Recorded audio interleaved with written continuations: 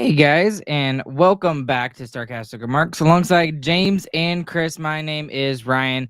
We are the official Dallas Stars podcast at THPN. Go and use that promo code THPN the next time you go and use DraftKings Sportsbook. I guess we should put up a new bet as to how many Stars fans can be frustrated with Ryan Suter's play after tonight. I bet I'd take the over on that. Whatever it is, it doesn't matter what it is. I'd take the over. The Dallas Stars do overcome themselves, and they do win by a final score of 3-1 over the AHL Blackhawks this evening. How are you guys feeling this evening after this game? Because I don't know how I feel like right now. I'm in jeopardy about this right now. Yeah, overcoming themselves is the exact correct way to put that. I mean, that second period, one of the worst that the Stars have played. But we're playing the Blackhawks, who have nobody on their team already, and then everyone got injured. So it ended up not mattering. It's good to see them come out and still find a way to scrap the 2 points together.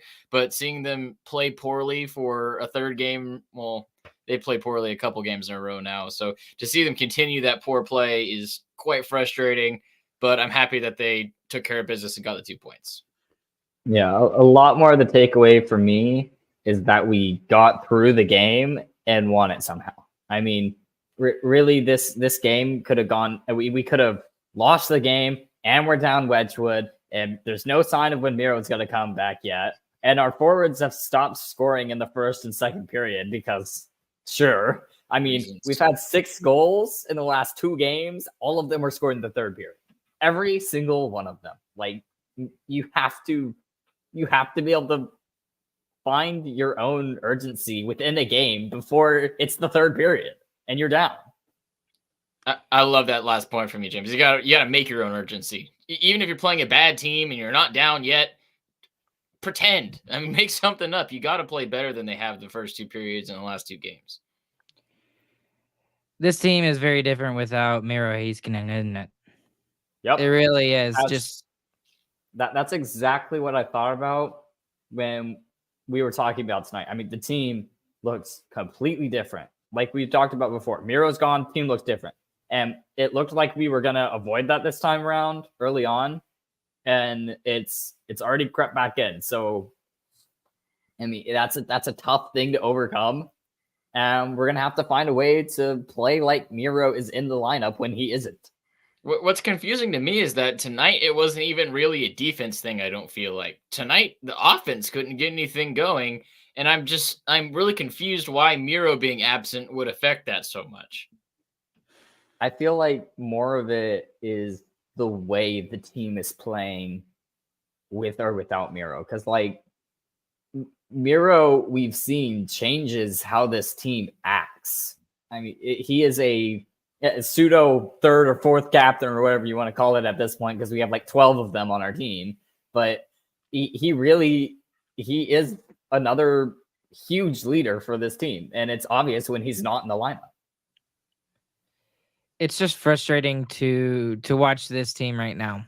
It really is. It feels like the expectations for this team has been lowered since the beginning of the season. And that's really, really unfortunate. And what you were talking about with Miro, I really think Miro just brings a calmness to the team that Jay Ottinger does.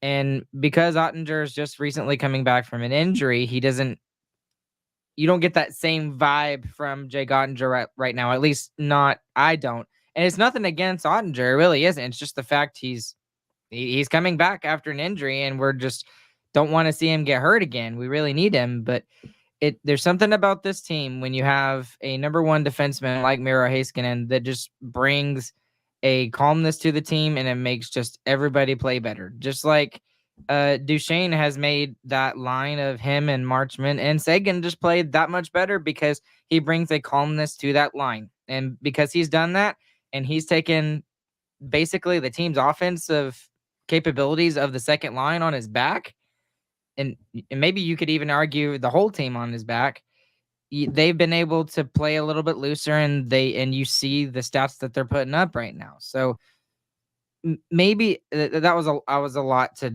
regurgitate, but there's just a lot of feelings right now for me right now about this team.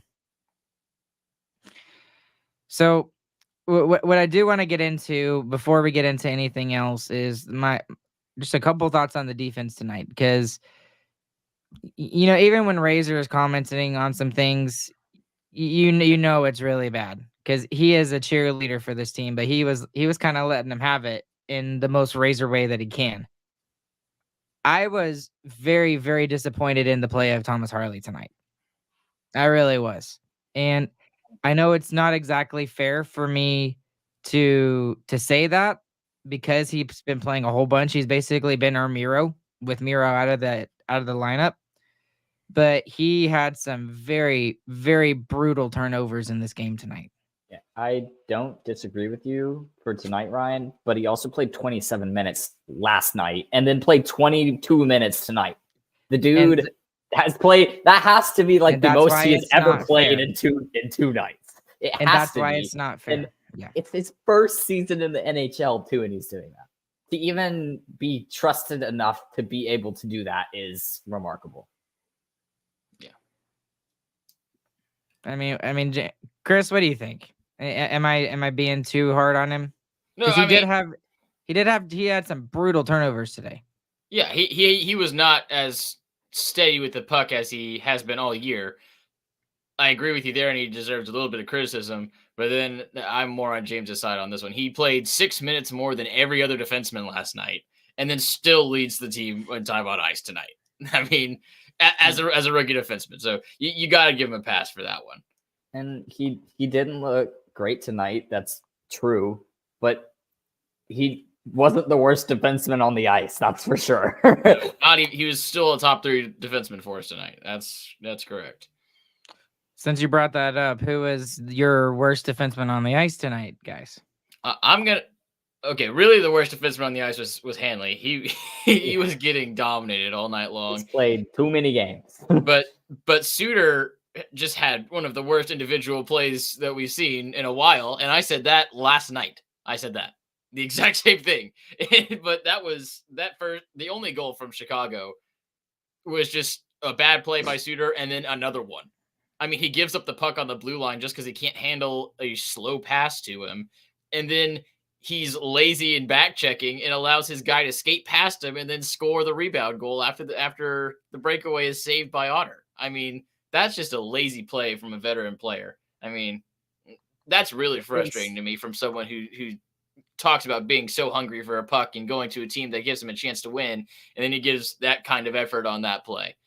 And to give him credit, he bounced back a little bit afterwards, and I did see him playing harder, but that was embarrassing for him. Well, and see that here's the frustrating thing about Ryan Suter, right? Here's the super frustrating thing about Ryan Suter. That's what we're talking about instead of the saved goal that he had in the second period. Right? Because he did the save goal first and then he turned it over. Exactly. And that's the frustrating thing with some of these guys is that they seem to make great plays. And I understand you're allowed to make mistakes, but when you make a mistake, right here. Exactly. Brooke, I want to see Suter hustle after a mistake. He doesn't do that. Yeah. And to kind of defend Suter a little bit, Sam Steele was right there too. He was in front of Suter.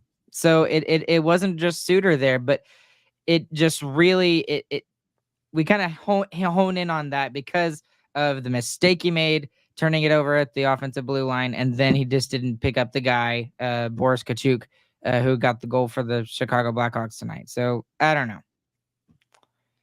but here's another interesting defenseman we need to talk about because Joe Mama. Kind of talking about Hakanpää. He doesn't like the fact that he thinks Hakanpää is not playing very well. And Ardell is disagreeing with him over in the chat box over there. And I think he's been playing pretty well, honestly. And I'm more on Suter because Suter doesn't really play much on the penalty kill. So Hakanpää is amazing on the penalty kill. That's what makes him valuable. But I honestly thought he played a good game tonight. What did y'all see out of Johanni Hakanpää versus Ryan Suter? Yeah, he had a pretty decent game. I think a big point that Joe Mama's talking about there is the final 2 minutes, the 6-on-5. That was some horrible defending by the Stars. Any other team scores on us there, and it's we're going to overtime. So that was some poor defending at the end. 100% agree with that. Uh, But Hagenbach was asked to play a larger role than he should tonight, and I think he did fine. I mean, like you said, he's playing good without the puck, but every time he gets the puck on his tape, it's just an issue. Yeah, and Lindell really cleaned up a lot of his miscues tonight as well. Even on that last two minutes, he was down on the person who was wide open, who had a wide open net. I mean, he saved that one too. We had like 4 or 5 different times tonight where players had to make individual amazing defensive plays to keep it from going in the back of the net. And really, that was if you could say we did something good tonight, that was the thing we did good. Very good individual defensive plays on players. Yep. Because we mentioned the Suter saved goal, but we also didn't mention the Robo saved goal. Yeah, so some telepathy there. I mean, he went behind Wedgwood before the puck even got to the Chicago player. He knew what was going to happen. He completely read the play. And that should have been that way. So the Stars could have been down 3-0 going into the second intermission. It probably should have been 3-0 for Chicago there. But, I mean, 1 goal goes in, and that's it. And the Stars are able to kind of rally back, and they get their 15th billion comeback win for the season. Just ridiculous what they can do. But before we get into anything else as well, we didn't mention the ESA play there at the end. Again, that's the third individual defensive play that you were talking about, James, that kind of defined the game. One of the talking points coming out of this game. And that one saved a for sure goal, and there were 3 plays that saved for sure goals. But it was all throughout the night. There were a lot of people getting back, breaking up, just grade A chances for the Blackhawks. And we had some really great goaltending tonight too, honestly. I mean, Wedgwood didn't even give up a goal before he got pulled, and then Otter only lets in 1 when he's coming into the game cold. Yeah. I think this was one of S's better games tonight. I like to agree with you there as well, Chris. But just in general, they just looked really sloppy tonight. And I understand it's the Chicago Blackhawks and everything like that. But the reason why I'm frustrated is because I viewed this team as a top contender in the NHL, and especially the last little bit, even though that their record has been good throughout the season and they've been able to pull out comeback wins and stuff like that, they have not really played like a Stanley Cup contender like we thought they could. We have yet to see, and how many times have we said this? We have yet to see their best hockey. I mean, I truly believe that. And maybe that's why I'm more frustrated about this game. And even when the final buzzer rang and I saw that we got the 2 points and everything, I'm just like, but the way we played sucked, man. It just absolutely sucked. Yeah, this was more about Chicago not executing than it was the Stars playing well. We did what we had to do. We beat them because we were the more talented team, not because we were the better team tonight. And I agree with your overall sentiment on the season too. But right now, you're not really in let's find our best game mode right now. Right now, we're in survival mode. We're without the key to our blue line. I mean, yeah, power play. Yeah, power play too. Yeah, I mean, apparently Duchesne can do whatever, so he can be throwing that power play and make it work anyway. But not having Heiskanen is like missing your full top pair for us, and that's what's happened right now. And Stars just need to survive this next couple of weeks, get healthy, and then figure out how to be the hockey team that we envisioned when the season started. So yeah, I'm good staying in survival mode for now. And they just got Otter back too, which was a key part of getting back to our best hockey. And this is a fair question, Joe Mama. They still are, Ryan. They aren't going to look like it without Miro. Yeah, that's very true. But I felt this way all season.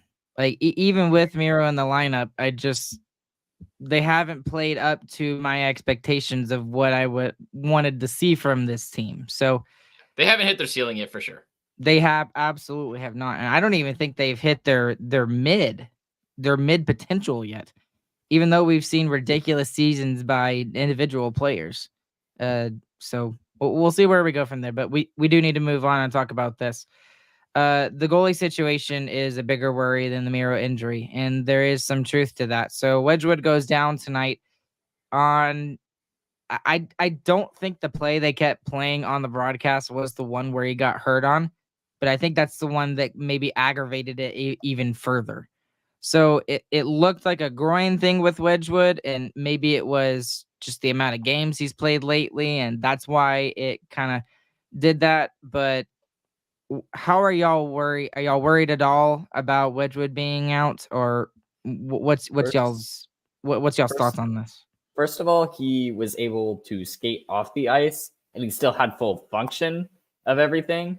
But obviously, something was irritating him enough to get off of the ice while he was on a shutout bid, mind you. So that's pretty worrying. Yeah. I think he's going to be out for a couple of weeks, same way Otter was, just to let the groin heal up. I'm sure he overextended it a little bit at some point. But hopefully it's not serious. Same with Otter. What this tells me is that we're going to have to play Matt Murray. I mean, our hand is forced, and he played a good game. Obviously, he got the shutout in his in that game earlier on in the season. But we have Otter coming back just off of an injury. You can't overplay him. And this is, I mean, I read a good, I can't remember who wrote it. D Magazine. Someone wrote a good article about how the mentality to win every game, you need to have that anytime you're on the ice, 100%. But the coaching staff and the general manager need to realize, hey, having a healthy Otter at the end of the year might be more important than beating the LA Kings on Tuesday in January. So you might just have to play Matt Murray, even though Otter is healthy, just to make sure Otter doesn't re-aggravate his injury. So I think we're going to see Matt Murray, and I think we need to not worry about trying to win every hockey game right now. We need to survive what we're in and get through it. And hey, Murray played great, so maybe he actually is solid. I mean, we don't know that not to be true now. Well, we also know that the Minnesota stuff was pretty fluky. So no, he had a shutout, James. He's great. He did. And he did play good. It's not like it was a fluky. He didn't get nothing on him. He made some big saves. So yeah, this is what I'm worried about with that mindset, Chris. There is a lot of truth to that, but it can get to the point to where you lose too many games and then you're looking at yourself as a wild card team. Because if you play Otter for 12 games in a row, same way you played Wedgwood, at this point he's going to get hurt again is what it looks like. And there's some truth to that too, but I just don't know. I think he will get less starts than if Wedgwood were still around.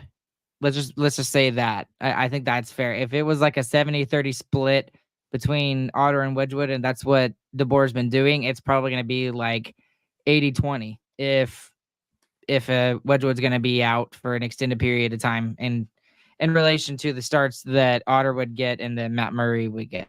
That's just my opinion. I think the biggest thing for this team is they just need a true reset. I think they need a break. They did play 4. Yeah, exactly. They did play 4 games this week, and it's not going to slow down for the next couple of weeks here. And then there's going to be nothing for a while, and that'll let some guys who maybe have some bumps and bruises and some minor injuries that they're playing through. It'll let Otter rest up a little bit. It maybe Wedgwood can get back and get it back a little quicker with the All-Star break coming up, but There just so many. There's just so many. Like, I don't know what's going on with this team right now to feel like really solid about our chances going forward. I'm not saying we're not going to be a playoff team, but now I'm thinking that we've kind of solidified ourselves in this third position in the Central Division. Well, the way the Jets are playing, there's no catching them anyway. So.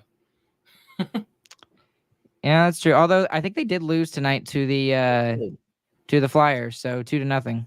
So Flyers are good at beating good teams, dude. They do that all the time. Well, the Flyers, I think they're actually in a playoff spot, are they not? Yeah, they are. They're actually doing pretty well. Well, what else is there to talk about tonight? Biggest winner, biggest loser. Well, I got one more thing, and then we'll do biggest winner, biggest loser. This was an interesting thing I wanted to talk about because I saw it on Twitter. Is it time to break up this third line of Dodonov, Ben, and Johnston? Because it's been a while since they've been Good. productive, I guess. And maybe the call here is to do what we did earlier in the season. Scratch Dodonov and throw in Delandry on that third line and see what he can do. And then maybe that gets Dodonov going again and gets that third line going again. But they just haven't been as dominant or even any offense at all, honestly, for the past month and a half. Yeah. The only time Ben looks good is when he's on the power play. And Johnson is kind of looks like he's doing it on his own when they're 5-on-5. Ben has been very quiet, and it's been eerily quiet. He's been quiet 5-on-5. He's still been really good on the power play. That's not true, but it is true. No, he's got one goal like on this one season. goal on the power play. He just got a no point assist tonight on the power play goal. Okay, there again, maybe, but still, he's just been very quiet the last month and a half, and I think it may be time to switch some things up. And it has felt like Johnston has been skating circles around everyone. I mean, most of the time when that line scores, it's because Johnston's skating around creating space, and then he passes it to Ben or Dodonov, and they have just a great chance. I mean, he's creating everything, and it feels like a lot of the times he's not getting those chances back. And that can be pretty frustrating when you're talking about, I mean, it's the second year in the season in the league. I mean, well, to be fair, isn't that what Duchesne kind of does for Marchman and Sagan a little bit? But Duchesne gets them back. More, yeah. Yeah, that's and see, that's what I'm talking about. Is like we've seen that second line be productive. The first line has been productive at points this season, not as dominant as they've been in previous seasons. And then that line that was so good last season when they threw Dodonov on that third line just hasn't been that great this season. So I don't know what the case is moving forward, but I'd like to see them play better. Okay. Biggest winner, biggest loser. Who y'all got? I'm doing a weird one. I'm giving it to Foxa. I thought Foxa was like the most consistently good player tonight. Really. Who's Chris? I know. Where did he go? I don't know why, but I just saw Fox all my game. brother back. He drew that penalty. He made several great defensive plays, especially defending the rush. I thought he did really well. And I just felt like he had the most legs underneath him throughout the entirety of the game. I think the Stars didn't play a 60-minute game. Foxa did. Justice for Foxa. I'll give one other person like huge credit, especially for the last game too. Jason Robertson has played out of his mind defensively the past 2 games. I mean, he has come back and stopped everything that's happening in his own zone. And he's gotten in a little bit on the offense too. So especially for saving the first goal, Jason Robertson gets the biggest winner for me. Yeah, Robo had 11 points in the last 12 games, I think. He's been that consistent all season though, guys, and that's something that's how he works. Yeah, but the thing that I'm giving it to him for is more the defense than anything, because that was something that we saw him struggle with a little bit early this year. I mean, just 2 weeks ago, he was not back checking as well as he normally would be, and in this game and last game, he's looked phenomenal doing it. Do you think that's why we've maybe seen a regression in his goal scoring, is because he's trying to become more of a 200-foot player? I don't think he's doing it intentionally, but if he's not going to go out and score 50 goals a season, he better be doing good defensively as well. I'll give mine to Sam Steele. Again, the last month and a half, he has been really, really good, and he's forced Pete DeBoer's hand to keep him in the lineup. I think the little mini fight gave at least a little bit of life to the Dallas Stars there at the end of the second period. And I know they didn't get anything at the end of the second period, like offensively, but you saw a little bit of a mini surge there at the end of the second period. And I'd like to think that little fight that Sam Steele had. Oh, dude, did y'all see that first punch I mean, he let Donato have it, man. Yeah, oh, Donato so cool. was working as hard as he could to get to the ice after that hit punch. He knew he was done. So he's my biggest winner for the evening for the Dallas Stars. Who's y'all's biggest loser? Suter, the end. I'm giving mine to Hanley. He got eaten up a lot tonight. I thought he should have taken like 5 penalties, and he got away with all of it. So good on getting away with them, I guess. But he was getting beat to everything. He was not good. Yeah, I'll give mine to Suter tonight just because, I mean, that one turnover could have been the difference in the game. After that goal, I was like, oh my gosh, we are really going to lose 1-0 tonight, aren't we? It's like, because I didn't see another goal be going in tonight. I really didn't. Now, thankfully, I was wrong, but man, I'll give one more honorable mention to Pete DeBoer. He did it again. He pushed the right buttons at the right time. He threw the 5 forward line out there for the power play. Matt Duchene is able to kind of squeak one through, and then he switches up all the forward lines, and that allows the Stars to at least get the 2 points tonight. Yep. So he deserves a lot of credit for the game tonight. Okay, I think that's gonna do it here for us this evening. Anything else, guys? Nope. James, we're good? We're good. Okay. All right. Thank you guys for listening. We've had a lot of people here tonight. Just side note, I'm really happy to see the score of the Arizona-Minnesota game. You should, if you don't know what I'm talking about, you should go look at it. Poor Minnesota, dude. Oh my goodness. I don't feel bad. I felt bad for Jesper Wallstedt, but I don't feel bad right now. Well, I feel a little bad for Marc-Andre Fleury, a little bit. But it does make me happy to see just the Wild losing. But anyways, there's more of you guys that are listening later. We had about 19 who were at live at most this evening. So thank y'all for doing that. If you like anything you heard tonight, please consider leaving a 5-star review anywhere you listen to your podcasts. Go and check out sarcasticremarks.com and sarcasticremarksshop.com. That's the best way to support us in what we do with our merch options there. Words are hard for me this evening. I'm tired. And thank you to DraftKings Sportsbook for being our sponsor. Along with James and Chris, my name is Ryan. I'm going to log off of this before I say anything else. And we hope you guys have a good, fantastic morning, afternoon, evening, whenever you guys are listening. And we will catch you guys on the flip side. Chris, take us out. My God. GG, boys.